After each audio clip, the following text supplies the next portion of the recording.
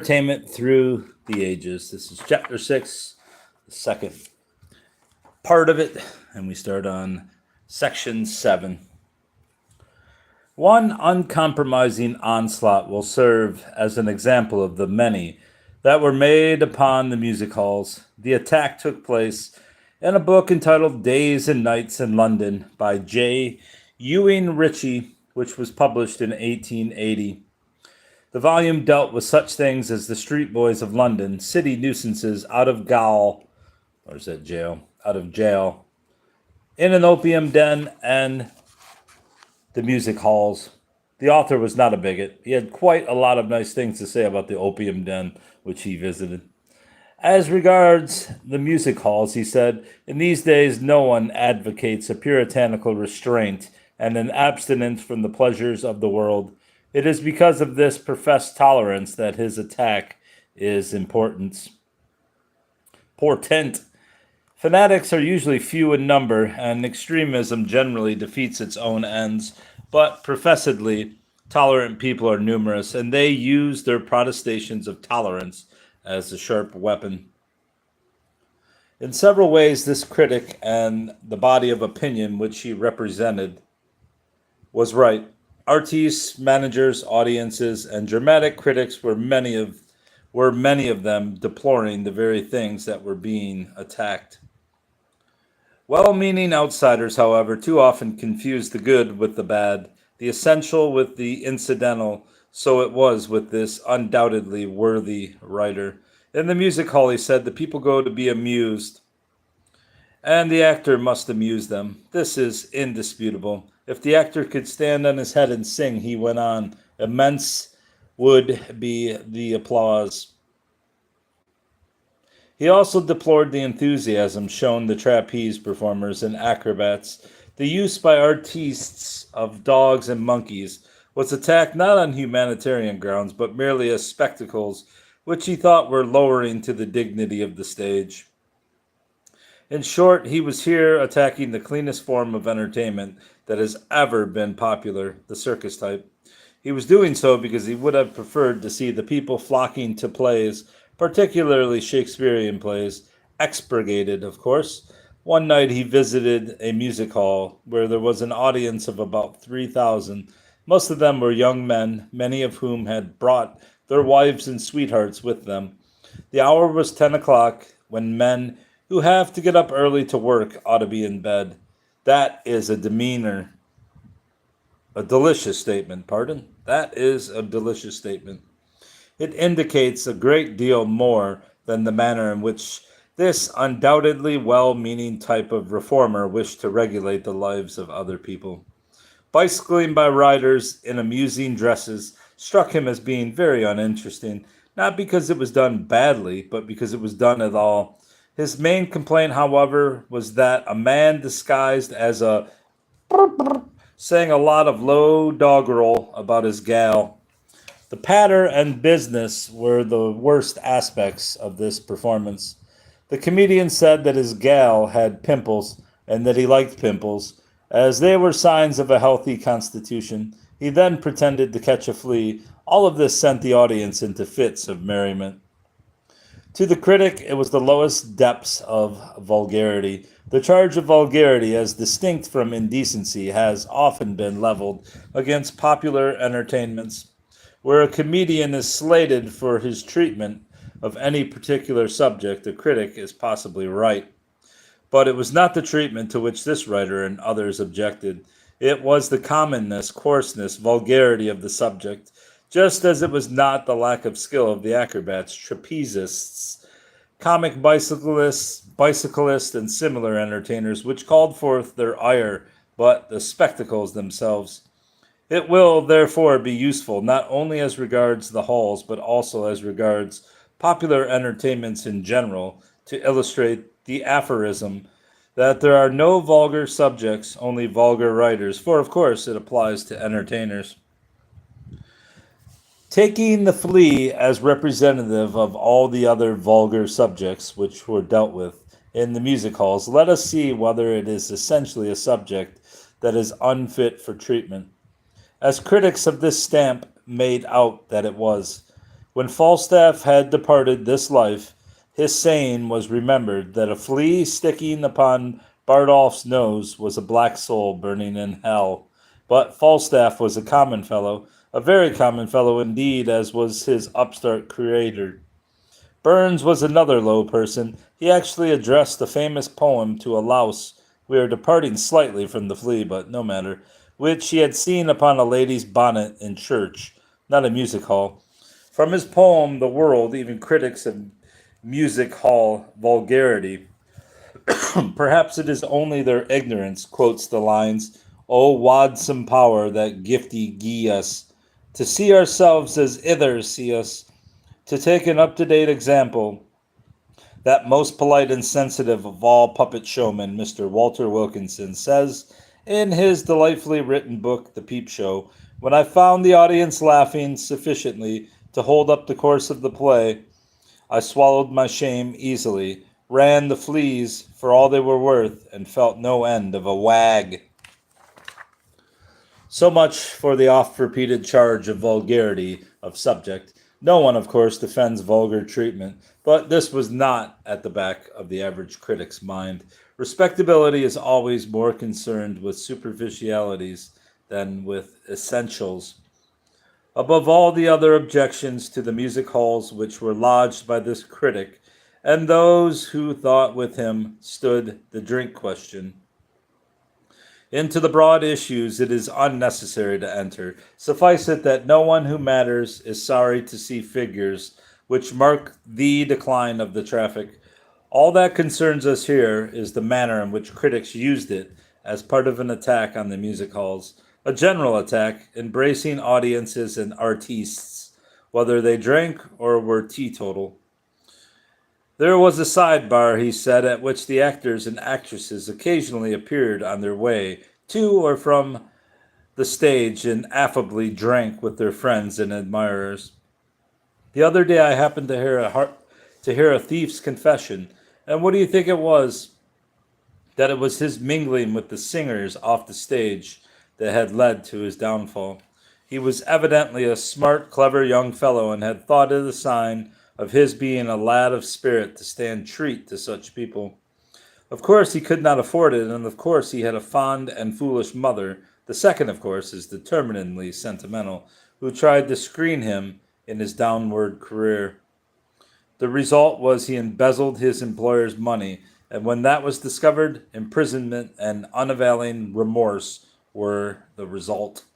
The halls were clearly to blame. Smart, clever young fellows must be wrapped in cotton wool. Even if vigorous, healthy-minded, not so smart, protesting people have to be wrapped in it along with them. This has always been the attitude of reformers towards popular entertainments. They are still a very live force. The trouble is that some people could only be kept to the straight path by a straight waistcoat. For it is a fundamental feature of every source of pleasure that it tempts people to abuse it. Popular entertainments are particularly vicious because, as is indicated, in their very popularity, they appeal to all classes. They are the principal sources of pleasure, and as pleasures are liable to abuse, the chief among them are the ones which should be interfered with as much as possible. Our friends, the tumblers, rope walkers, jugglers, contortionists, dancers, animal trainers, and so on were playing their part in the business of providing popular entertainment.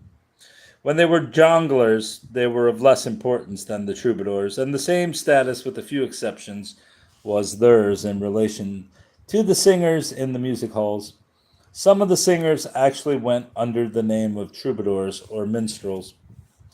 Others, without the name, had the substance. When a chevalier wrote a song, composed the music, and sang it, what was he, if not a modern troubadour? Sir Harry Lauder, doing the same thing, is a closer example of the knightly troubadour in modern life. One of the jongleurs whose status was not inferior to that of the singer was Blondin, the French tightrope walker and acrobat. In 1859, he astounded the world by crossing Niagara Falls on a tightrope 160 feet above the water. He performed the feat several times, always with a spectacular theatrical effect added to the thrill. He stood on his head, trundled the barrel across, carried his assistant from one side to the other, walked across blindfolded, and with his head in a sack, sat down midway while he made and ate an omelet. He made an omelet on a fucking tightrope across the Grand Canyon or the Niagara Falls. It's pretty impressive. And most difficult of all, traversed the rope on stilts that were fastened to the soles of his shoes. Coming to England, he performed at the Crystal Palace in 1861, and for the next 25 years, during which he traveled all over the world, he was a welcome performer at provincial and London music halls. At the Alhambra, he repeatedly traversed his rope with officers of the Horse Guards, pickaback. The applications were so many that he had to take the not unpleasant step of charging £5 apiece in limitation of the number. The great juggler, one of the finest the world has ever seen, was the German Paul Cinquevalli. His most amazing feats took him 8 years to perfect. He held the glass in his mouth. In the glass was a billiard ball. On this was balanced an ordinary cue. On top of the cue was another billiard ball, and on top of that was a third. There were no flattened balls or other trickery about this balancing feat. Other juggling tricks were extremely dangerous. Several of them involved the use of a cannonball weighing within a few pounds of half a hundredweight. An assistant threw this to him, and he caught it on the edge of a dinner plate. Often the plate was broken into atoms, cutting his hand severely. Again, the cannonball was hoisted up 40 feet where it rested on a collapsible shelf, which was controlled by a string acting on a bolt. A large, strong table was placed below the ball. The string was pulled, and the ball descended and smashed the table into pieces. Cinquevalli then took the place of the table, and down fell the huge metal ball. He caught it on the back of his neck. Quickness and dexterity were seen in a feat with a heavy knife, a fork, a turnip, and a blowpipe, which was loaded with a dart. Holding the blowpipe in his left hand, he juggled the 3 other articles with his right hand. Then he threw the fork high into the air and sent the turnip after it. While they were meeting, he blew the dart at the turnip. The fork and the dart stuck in the turnip, and they all came down together to be caught on the blade of the knife. It's pretty damn amazing. The greatest of the animal impersonators was the younger Charles Laurie, who appeared in Drury Lane and Covent Garden pantomimes as well as in the music halls. Dogs, cats, donkeys, parrots, goats, opossums, alligators, frogs, wolves, and other animals were imitated by him. His favorite study was the monkey. He toured the halls in sketches introducing animals, one of those in which he appeared as a monkey being the Sioux.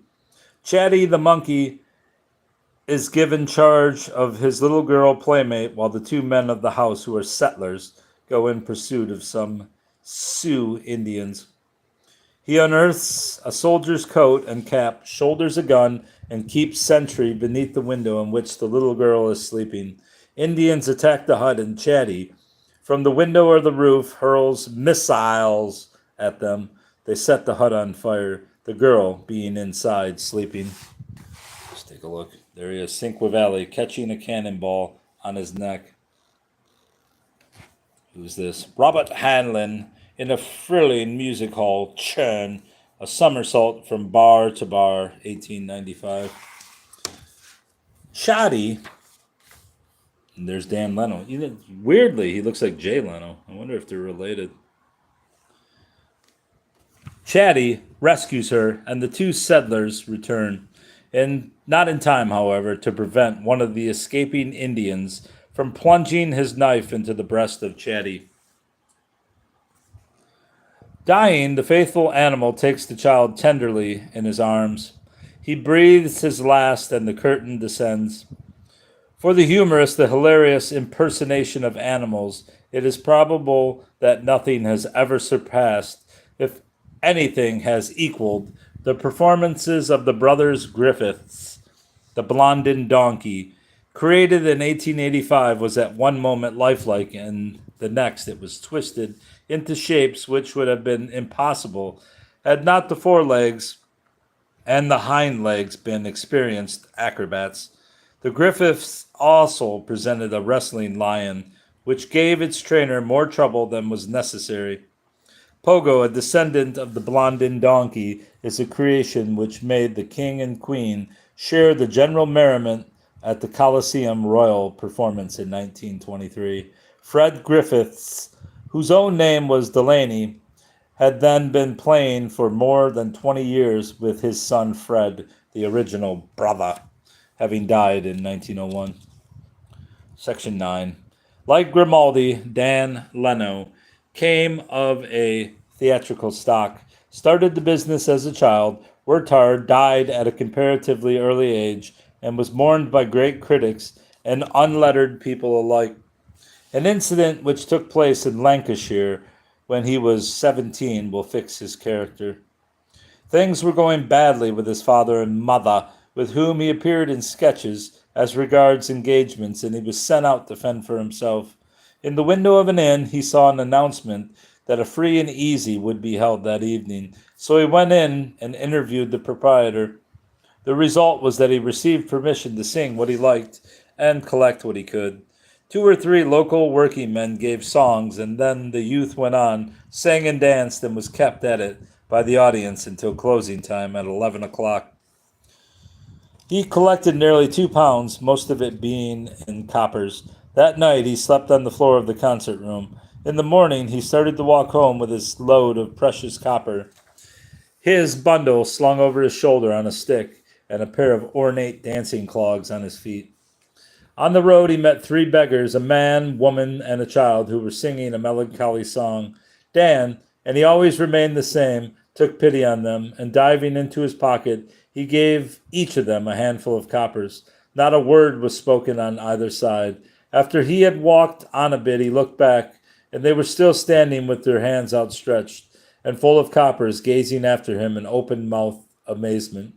In later years, he said, "I don't think I ever walked 6 miles so lightly and easily as I did after that." In 1883, after a 6 nights open contest at the People's Music Hall, Oldham, he won a belt and became the champion clog dancer of the world. This was the first decisive step on the road to fame. He came to London after touring in the provinces and appeared at the Foresters Music Hall. It was his championship belt which secured him the engagement, and he was down to do 2 songs and a dance. The latter was supposed to be the best item. Dan himself regarded it as such, and he was surprised when the audience looked coldly upon the dance, whereas they had gone wild over the songs. He decided to give them what they wanted. Not being a highbrow, he gave them, with the gift, the added boon of graciousness and bestowal. "It is a positive blessing to mankind," said a contemporary, "that he did so, and that first night audience at the Foresters may congratulate itself on having helped considerably towards adding to the gaiety of the nation." But listen to the author of Days and Nights in London, talking about the very same audience. For the people had not changed in the 3 or 4 years that he had elapsed since his attack on the music halls. He is referring to a song by Herbert Campbell, who was Dan Leno's bosom friend and one of the cleverest and best-loved artistes in the profession. It is difficult to imagine the depth of imbecility thus reached on the part of singer and hearers, and is a fine illustration of the influence of beer and baccy as regards softening the brain. However, their brains happened to be in working order on the evening when they put Dan Leno on the right path. Dan developed into a wonderful mimic with a range of parts which included huntsman, recruiting sergeant, beefeater, fireman. Beefeater's a thing. What's there, like professional beefeaters? Fireman, grocer's assistant, Highland chieftain, professor of anatomy, railway guard, doctor, Japanese waiter, one of the unemployed, and pantomime dame. His songs were amusing, not so much in themselves as by reason of the way in which they threw light upon the character he was representing. The patter, as his art developed, outweighed the song and dance part of his performance. It is impossible, of course, to translate into a literary form a performance in which words, music, patter, makeup, tone of voice, facial expression, gestures, and so on all have a share. Divide a really good performance into its component parts, and you ruin it. Nevertheless, at the risk of doing a great artist an injustice, we will venture it to print words that were meant to be sung and spoken by a genius.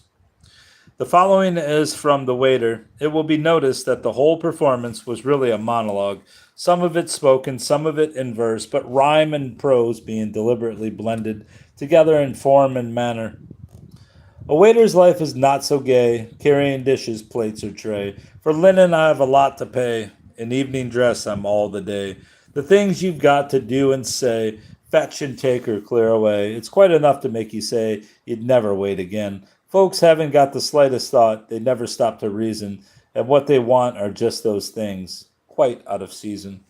I don't know about genius, but season, upon my word, people's got no sense. Fancy asking for sausage and mashed in the middle of August. Ridiculous. One would think I kept a farm to supply people. My word, a waiter's life is not a bed of roses. You should come into our place about 12 in the day. See me juggling a row of plates on one arm and a dozen joints on the other. 3 or 4 basins of soup round my neck and a gross of people calling. Chorus. Now then, waiter, waiter, waiter, this mutton's raw, bring some more. The cabbage isn't done, I say, waiter, waiter, waiter. I'm coming, sir, I'm coming. Why the dickens don't you come?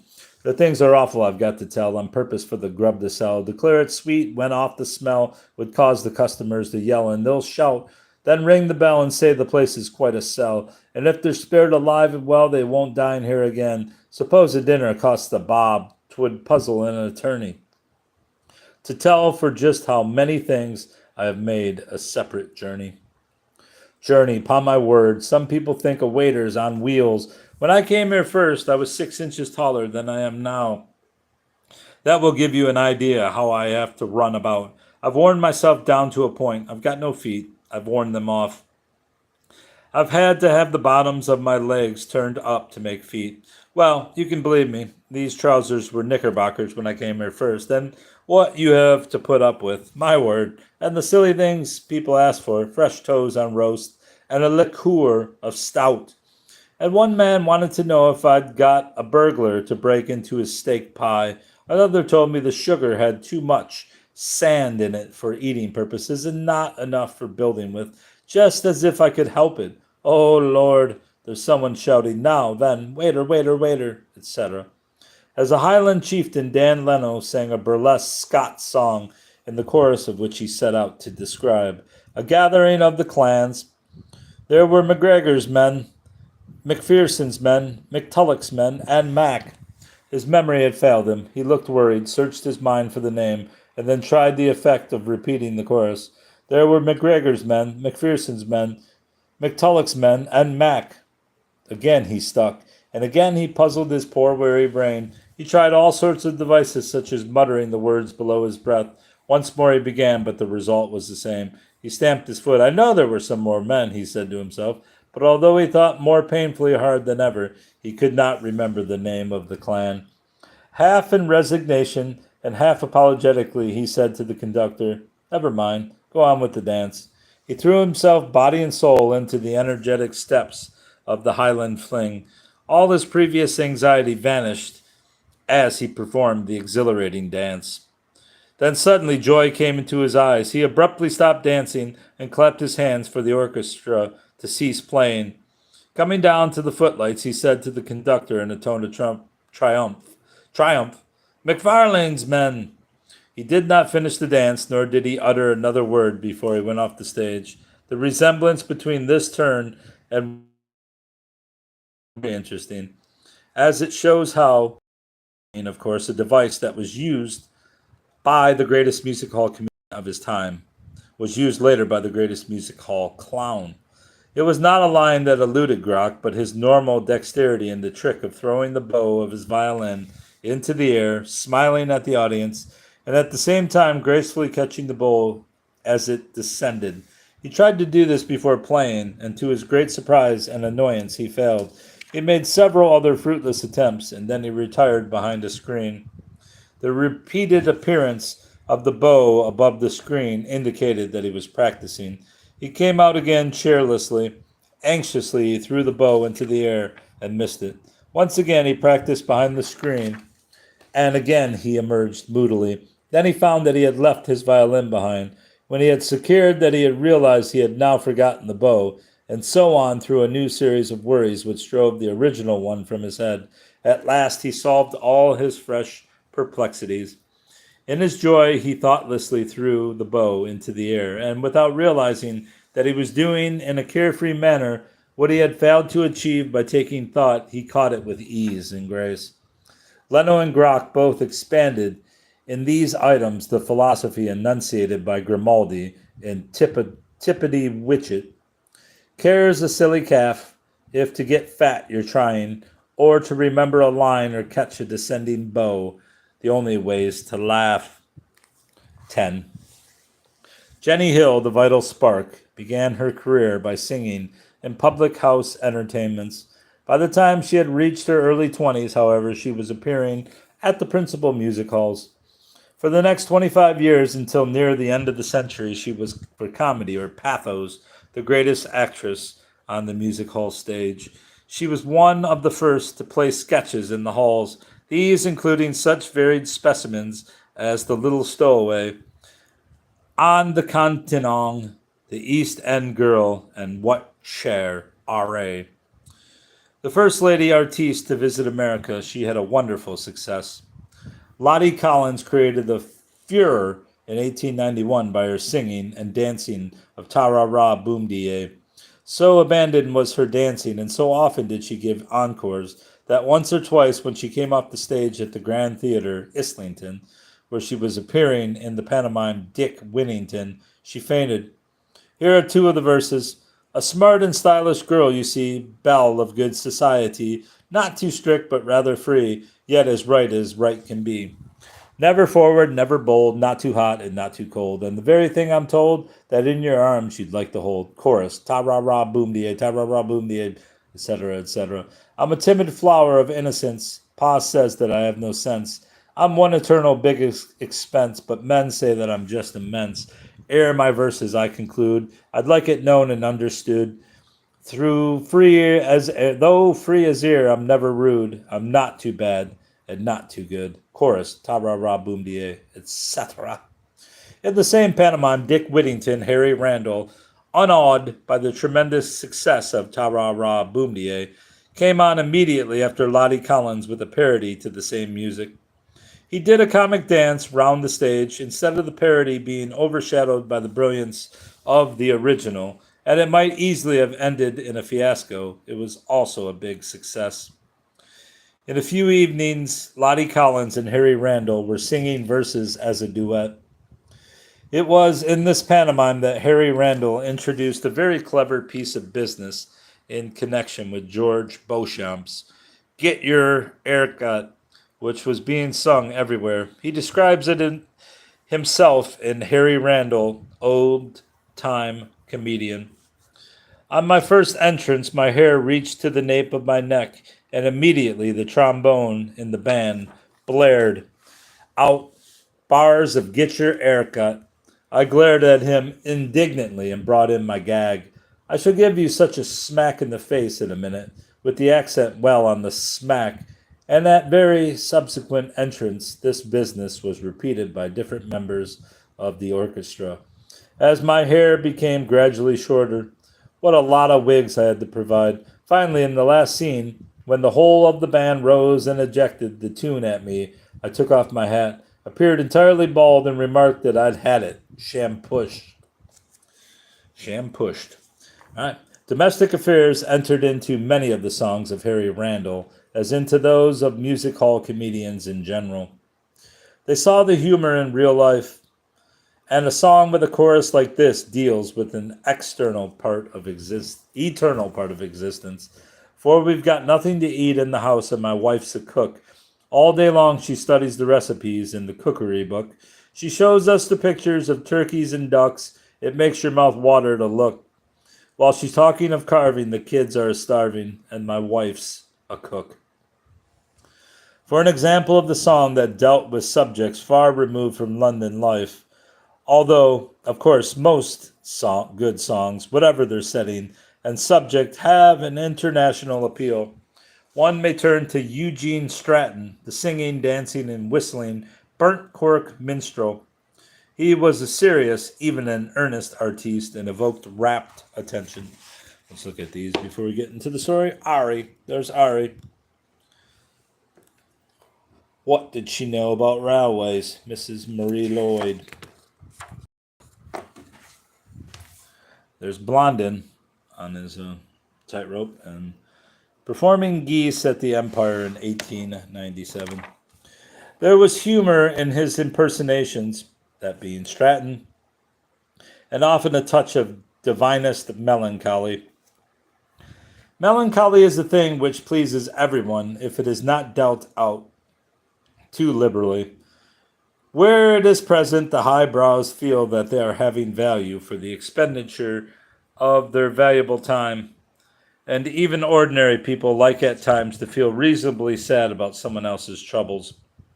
Eugene Stratton had therefore excellent opportunities, and his ability made him worthy of them. He was particularly fortunate in securing songs from Leslie Stewart, the famous composer of Florodora, who, among other songs, provided him with the words and music of The Lily of Laguna. It's the same old tale of a palpitating brr, brr, every time. It's the same old trouble of a brr, brr, that wants to be married very soon. It's the same old heart that is longing for its lady every time, yes, every time. But not the same gal, not the same gal. She is my Lily, my Lily, my Lily gal. She goes every sundown, yes, every sundown, calling in the cattle up the mountain. I go case she wants me, yes, case she wants me, help her do de callin' and de countin'. She plays her music to call the lone lambs that roam above. But I'm the black sheep and I'm waitin' for the signal of my little lady love. Chorus. She's my lady love, she is my dove, my baby love. She's no gal for sitting down to dream. She's the only queen Laguna knows. I know she likes me, I know she likes me. Because she says so. She is the lily of Laguna, she is my lily and my rose. Vesta Tilly, the male impersonator par excellence, began to take off men at the early age of 3 or 4. Her first appearance was made in Nottingham, where her father was the chairman of a music hall. Until she was 14, she sang in Midland halls, and then, as the great little Tilly, she came to London and conquered it. She was now billed as the London Idol. At the age of 17, she was principal boy in the Birmingham pantomime Beauty and the Beast, and the following year she fulfilled the same role in Sinbad the Sailor at Drury Lane. The halls, however, were her first love, and she remained faithful to them, for during a long career she made only a few appearances in pantomime. Her impersonations of young men were impeccable as regards art, refinement, and brightness. Young men looked at her and saw themselves. They were startled, but never hurt, for like most geniuses, while she was portraying the weaknesses of human nature, there was a twinkle in her eye.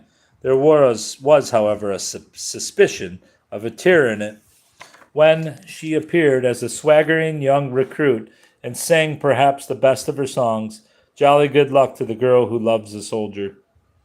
How she dealt with the more ordinary affairs of male life is shown in the following lines from The Seaside Sultan. There's a king who reigns by the gay seashore, and a mighty king is he. In the season by the sea, you're sure to find him strolling. He's a flannelled fool from an office stool who should be at school instead of showing off his graces. With his Panama and with his cheap cigar, down by the sea he spends his days, that's all he's got to spend. He's always on the frivol with a frock or frill. He's guaranteed to make the lady's heart stand still. Chorus. He is the seaside sultan, he's the monarch of the pier. Of the promenade he's Shah, of the beach he is the czar. All the ladies in his company will lurk. It's an awful blow when he's got to go back to work. Marie Lloyd, the greatest of the comedians, our Marie, dear Marie, the queen of comedy, to mention only a few of the terms. applied to her began at the Grecian or Eagle, which was attached to the famous Eagle Tavern. This was in 1885 when she was only 15 years of age, and with dazzling suddenness, she was soon at the top. She retained her popularity until the very end, for when she died in 1922, a few days after a very successful performance, she was booked up for some years ahead. Her first real success was in the song made famous earlier by Jenny Hill, "The Boy That I Love Sits Up in the Gallery." She was seldom fortunate enough to secure good songs. "It is very difficult," she said when she was famous, "to get a good song that is a song to suit. I receive on an average quite 10 new songs every morning, but they generally consist of the most inane stuff imaginable." Here is part of one that she accepted. Any song of Marie Lloyd's is interesting, and it will indicate how little she depended upon art in her songs and how much upon her own marvelous genius as a humorist and her interpreter of character. A regular farmer's daughter thought she'd like to come to town, but what did she know about railways? She jumped down upon the engine, but the stoker pushed her down. And what did she know about railways? The guard came up and spoke to her as she stood sobbing there, asked her if she'd a ticket, but she answered with a stare. Said he, "You can't go up to town until you've paid your fare." But what did she know about railways? That's hilarious. Not a few of her performances contain the sort of stuff which, according to one's outlook on life, one calls indecent or healthily opposed to false sentiment. She was warned by the management of the suddenly reformed pavilion. On the other hand, she has been praised for the very same thing by a reputable critic. With all due deference to the writer, to whom every student of popular entertainments is indebted, it is necessary to comment upon his remarks, especially as something has already been said about the inveterate Puritans who took up the very opposite attitude. He praised Marie Lloyd as one who was quite unconsciously a woman with a mission in life. She blasted false sentiment. She was a social reformer in her way, as courageous as Ibsen. Who desires that our popular entertainers should be social reformers in any sort of way? Reformers like Ibsen deliberately and rightly shock us by putting new ideas into our lethargic heads. But the business of an entertainer, trite though the remark may be, is to be entertaining. An entertainer may be reformative, just as a reformer may be entertaining. But something is wrong when, consciously or unconsciously, having a mission in life, an entertainer earns the right to have it said of her that she was a social reformer, in her way, as courageous as Ibsen. Like must be compared to like. An entertainer who is compared to a stern reformer has outstepped the bounds of her profession. Or the person who praises by making the comparison like those who dispraise by making other unfitting comparisons would seem for once to have made a mistake. Not in the halls, the theater, nor the cinema has ceruleanism ever done any good, apart, of course, from the pleasure which it has given the audience. Unintelligent artistes who use it only succeed in offending the judicious and in catering to the low tastes, or if you like, broad-mindedness of the others. A Marie Lloyd, first and foremost, an entertainer, indulges in it because the audience is already broad-minded enough to laugh at it, not because consciously or not she desires that they should become so. When Marie Lloyd found that a particular East End audience was hissing her, she ran off weeping. This was not the attitude of a courageous reformer. It was that of an entertainer who had failed to do what she set out to do. She returned and gave an unprovocative character study, which made them at once take the lovable artiste to their hearts. This was the volte-face of one who was determined to achieve her purpose, even if it meant altering her own attitude to suit that of her audience. Indeed, the ability to alter one's attitude in this way is one of the most precious qualities that an artiste can possess. It was not lacking in the marvelous artistic equipment of the great comedian. So much for the praise of Marie Lloyd as a reformer. Perhaps, however, she was being praised as regards courage for her defiance of the inveterate Puritans and newspapers. If so, the courage was not very apparent. She was absolutely sure of retaining the support of her audiences. What then did the others matter? When the world of popular entertainment contains artistes who defy audiences with and critics alike, sometimes succumbing, sometimes rising to the top, the courage of one who defied only the critics when the audiences were going wild over her is not particularly remarkable. This is not to say that Marie Lloyd was not courageous. It only means that to praise her as having shown it in this direction is to be overgenerous. Unfortunately, popular entertainments may be harmed by the zeal of their friends as well as by that of zeal of the land busies. What the hell is land busies? This is some music hall favorites. Obviously, caricatures. By day, the circus, the pleasure beach, Blackpool. That is why the views of both parties have been noticed. The one party wanted the music hall to be puritanical, the other anti-puritanical. But the mission hall, not the music hall, is the appropriate place for missionaries, and the term mission hall includes a greater number of theaters than is good for the welfare of the institution as a purveyor of popular entertainment. Let us now take leave of the music hall by reading the late H. Chance Newton, the greatest of the music hall critics, on Marie Lloyd, the greatest of the comedians. He is dealing with the touching epitaphs which he received while he was writing her obituary notices for certain journals.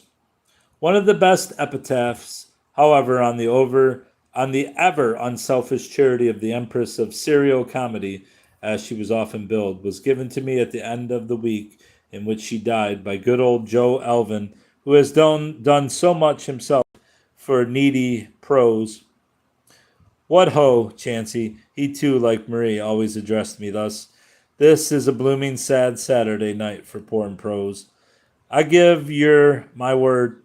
No Marie, my boy, no little Marie with her little bag, giving out her usual bits of money to the hard-ups, uns.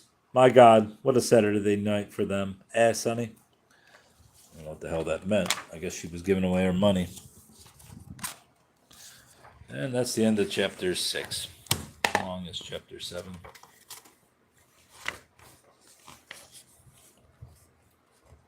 Chapter 7 is 20 pages, and then the last chapter is like 40 pages. All right, I should be able to get through that in 2 days. That's all, bros.